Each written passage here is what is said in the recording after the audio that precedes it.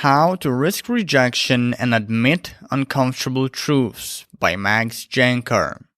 When I was trying to get one of my exes back, I kept playing the friend card for weeks. I hung out with her, helped her around the house, gave love advice while she was searching for a new guy, and listened to her vent about the merciless nature of dating in the 21st century. I stood there smiling, acting as though everything was okay. Occasionally, I made a move like putting my hand on her shoulder, only for it to be promptly nudged off. At which point, I made up some stupid excuse about how I was just tired and how it didn't mean anything. Inside, I was screaming the entire time. Yet, I pushed my urge for honesty down and kept living a lie. Thankfully, my true intentions bled through the cracks of my performance, as they always do. And when my ex noticed them, she called me out on it, stopped hanging out with me, and blocked me. I haven't heard from her since. I've written at length before about how vulnerability should be the core of our re-attraction process. To be attractive, you need to be brave enough to unabashedly express yourself to your ex, put yourself in the crosshairs of rejection, and accept any response that comes back, no matter how uncomfortable. Turns out that some people have trouble with vulnerability when it comes to the oh-so-important moment of telling their ex, "Yo fuckface, I know we just broke up, but I still love you and want to work this out. What do you think? Up for the challenge?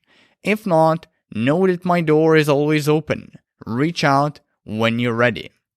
For some reason, most people just can't build up the courage to say something like this.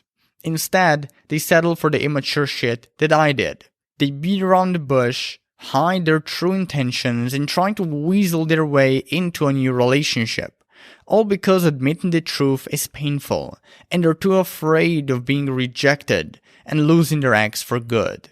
But through these gestures of cowardice, these people not only come across as total doormats, but also open up the doors to being led on, used, and sometimes even abused. Any way you look at it, it's a one-way ticket to Miseryville.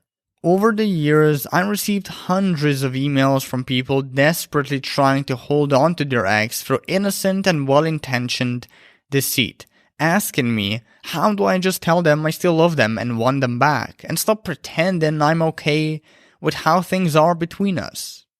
The answer to this question is the same as if you'd ask me how to strike a conversation with a complete stranger, how to ask out your high school crush, how to admit to your parents you don't want to be involved in their family business, or how to tell your boss you'd like to quit. The answer is this: just shut up and do it. Don't intellectualize and procrastinate about a problem by reading another book or watching another course on attraction, confidence, or whatever. Just shut up and go tell your ex you still love them and want to work things out.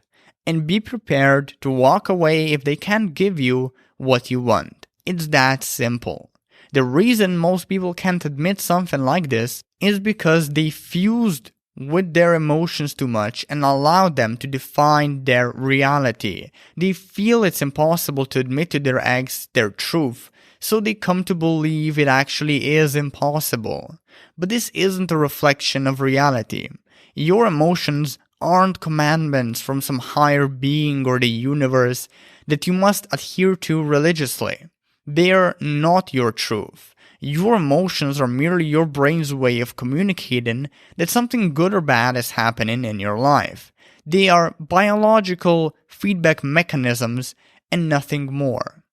Just like if something feels good or bad, or complex or difficult, it doesn't mean it is necessarily good or bad, or complex or difficult.